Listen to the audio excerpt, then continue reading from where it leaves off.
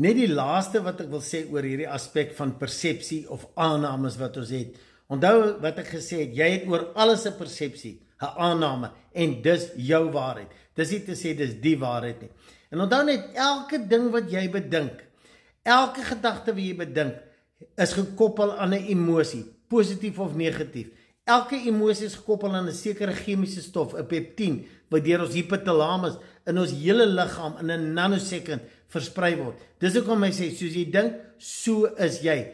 Jou hele liggaam, al jou selle word dit, jy stuur daai energie uit, en dis wat jy net meer van trek in jou liggaam, en in jou lewe in, positief of negatief. En dis hoekom ek en jy moet baie sensitief wees, wat ons bedink. En dis hoekom ek sê, jy dink, ek het die reg om ander sleg te sê, en te skinder. Ja, jy het, maar onthou, jy doen heel eerste aan jouself skade. Dis hoekom ons mag van mense verskil, jy hoef nie van almal te hou nie, maar jy het nie nodig om op te fokus nie.